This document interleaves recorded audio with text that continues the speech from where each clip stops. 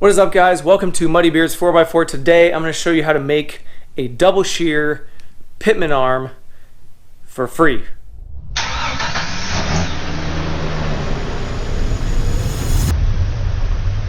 Now this modification will only work if you have something like mine, drilled out your Pitman arm and running a heim joint or something other than a tie rod end in your Pitman arm, because it will not work with that. You have to have drilled it out and have a bolt through it and running a heim joint or whatever your preferred joint is in there. So this will take you a couple hours with a grinder and some scrap metal and a welder, and we'll make your Pitman arm so much more stronger. It will make your Pitman arm double the strength. I don't know. Let's check it out.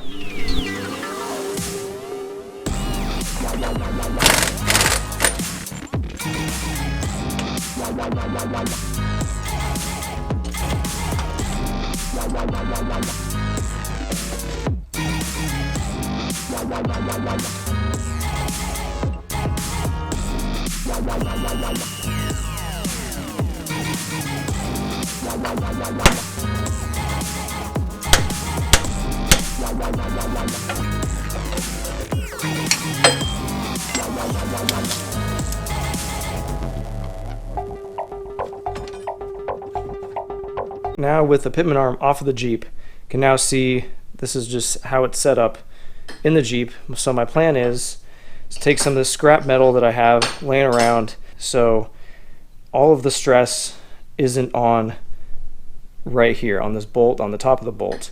It's starting to get a little loosey goosey. That's just from, you know, all that side load. All the stress is just all right up here on the top. So I want to spread that load out, and this is just kind of a fix until I get my hydro assist, which will be coming soon, but I don't know when exactly it's going to be. So this is like a piece I got from I don't even know what it is, but I think it's a Skyjacker lift kit from like a Chevy truck. I don't know. And so I'm going to drill this hole out a little bit bigger, put this right here in place of this washer. And then what I'm going to do is I'm going to bend this, cut it off, bend it to about right here, and then weld it to here. And then I'm going to use these side plates and cut them to the right, you know, size, and weld them in the side here, probably like right in this area here. I'm not exactly sure, depending on how well these pieces will fit in here. I just don't know. So I'm going to bend this first, drill this hole out, put this in here, bolt it all together, and then I can figure out where I'm going to bend it and then cut it.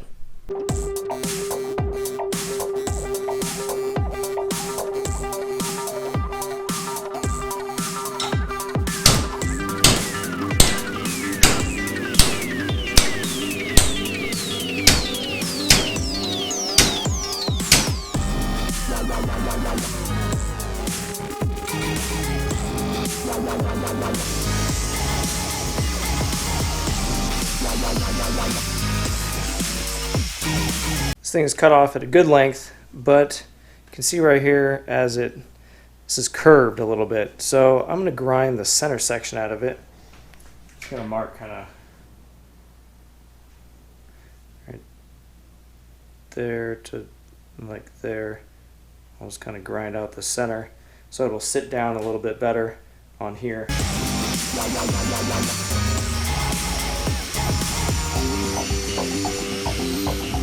Now I want to make these little side pieces.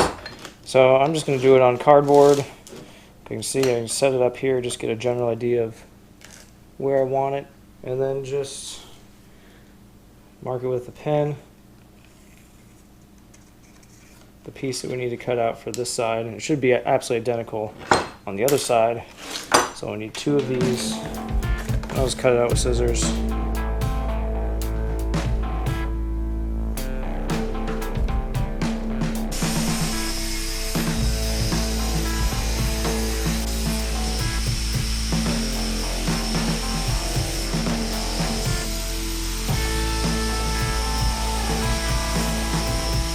This bolt that I'm using on the steering is a 5/8 bolt.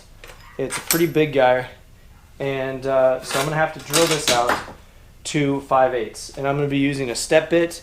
I know it's not the best thing to use, but I don't have an actual 5/8 drill bit, but this works just fine. But I will have to go on this side and then on the other side to actually make it go all the way through, because this is pretty thick and the step bit actually won't cut all the way through the whole thing.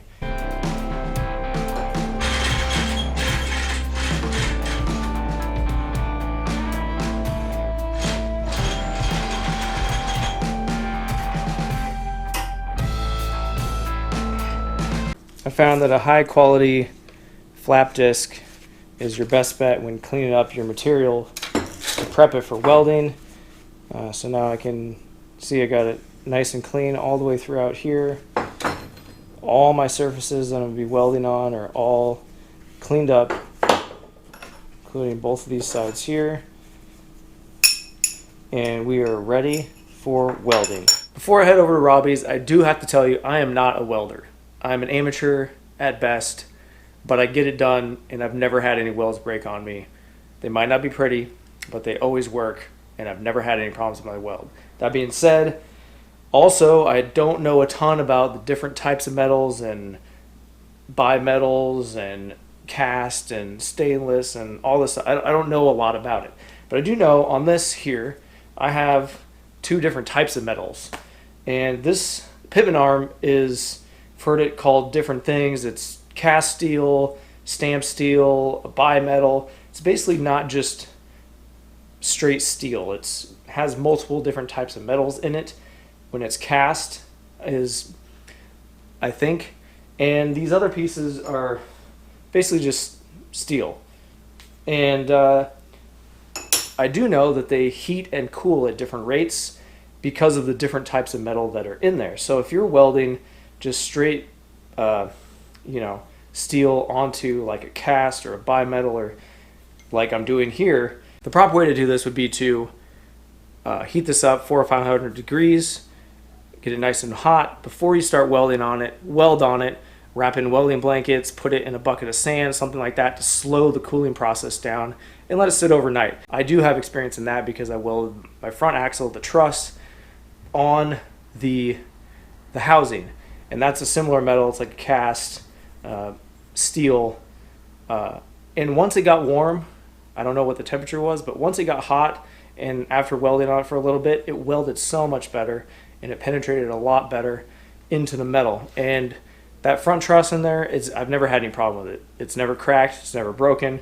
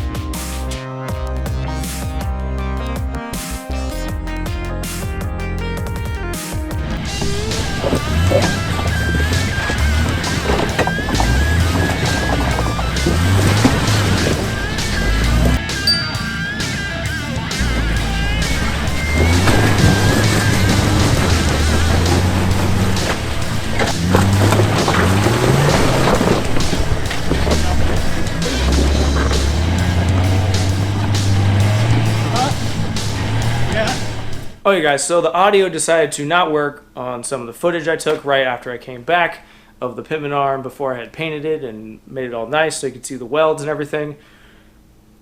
I might show it to you right now, right here. The welds turned out pretty good. It's not the greatest. Had some contaminants in it, did some popping and made some little bubbles, and had to grind that back out and re-weld another bead inside of it. But again guys, this is not a super load bearing thing. This is just kind of an extra brace that able to squish that heim joint together to spread the load out across both of those mounting surfaces and not just on that one spot on that one bolt, which was getting loose, and I didn't want to aug out that hole. So this is something I did for free. Cost me $0. Just scrap metal I had laying around in the garage and Robbie's welder. Thanks, Robbie. If you guys learn anything from the videos here on Muddybeards, make sure you hit that subscribe button. It really helps us out. Like the video, leave us some comments. Also, click the link in the description for our website where you can go and buy some Muddybeards merchandise. We got Instagram, Facebook. Check us out there. And we'll see you guys on the trail.